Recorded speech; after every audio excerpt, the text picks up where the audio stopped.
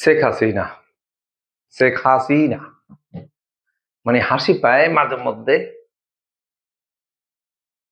শেখ হাসিনা একটা বক্তব্য, যেটা ভারতের পার্লামেন্টের পররাষ্ট্রমন্ত্রী জয়শঙ্কর তিনি বলেছেন যে আমরা শেখ হাসিনাকে আশ্রয় দিইনি, শেখ হাসিনা তার নিজের দিকে নিজের স্বইচ্ছা আমাদেরকে ফোন করে তিনি স্বইচ্ছা এসেছেন। এখন এই যে একটা বক্তব্য দিলে, এই বক্তব্য থেকে প্রমাণিত হয় শেখ হাসিনা ভয়ে পালিয়েছেন। জয়শঙ্কর তিনি আরো বলেছেন যে এখানে তিনি কিছু সময়ের জন্য বা কিছু দিনের জন্য থাকার জন্য, তাহলে শেখ হাসিনা যদি এখানে কিছু সময়ের জন্য বা কিছু দিনের জন্য যায়, তাহলে আমরা কি ধরে নিতে পারি তিনি পালিয়েছেন? এই পালানোর জন্য এদেশের সেনাবাহিনী সহায়তা করেনি, সেটা কি স্পষ্ট। কারণ সেটা দিল্লির যে পার্লামেন্ট, সেই পার্লামেন্টে স্পষ্ট করে দিয়েছেন যে শেখ হাসিনা তার স্বইচ্ছায় স্বপ্রণোদিত ভাবে বাংলাদেশ থেকে এসেছেন, আমরা কাউকে প্রশ্রয় দেয়নি কিংবা আশ্রয় দেন। তিনি রিকোয়েস্ট করেছেন দীর্ঘদিনের বন্ধু হিসাবে, তিনি রিকোয়েস্ট করেছেন একজন আমাদের সেই দীর্ঘদিনের বন্ধু এবং ওই দেশের প্রধানমন্ত্রী হিসেবে, তখন তিনি প্রধানমন্ত্রী, ওই মুহূর্তে তিনি রিকোয়েস্ট করেছেন, যে কারণে আমরা আশ্রয় দিয়েছি, অন্য কোনো কারণ ছিল না। এই কথার পিছনে গভীর তাৎপর্য আছে। সেখানে তিনি তারা এখন জনগণের প্রেসারে, শেখ হাসিনার কারণে জনগণের প্রেসারে পড়েছে তারা।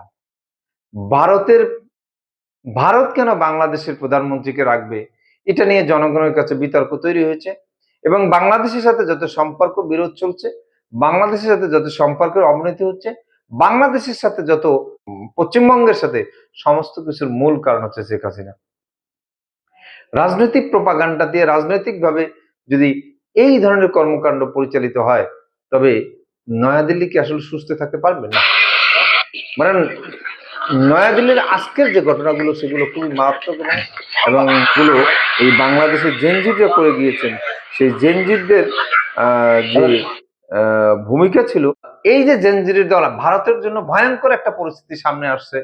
ভারতে অবশ্যই তাকে শেখা উচিত ছিল যে নেপালে কি ঘটনা ঘটছে, বাংলাদেশে কি ঘটনা ঘটে গেছে, শ্রীলঙ্কায় যে ঘটনা ঘটে গেছে, সেম ঘটনা যদি ভারতেও ঘটে, তাহলে তাদের অবস্থা করুণ হবে।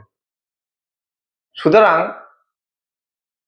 ভারত বলেন, যারা দীর্ঘদিন গণতন্ত্রের কথা বলে বলে স্বৈরতন্ত্র সৃষ্টি করে, যারা দীর্ঘদিন গণতন্ত্রের কথা বলে যে কোনো দেশের রাজনীতিদেরকে এবং প্রধানমন্ত্রীকে স্বৈরতন্ত্রে রূপান্তর করার জন্য, নিজের স্বার্থ হাসিলের জন্য সবকিছু করতে পারে, এরকম একটি দেশ ভারত।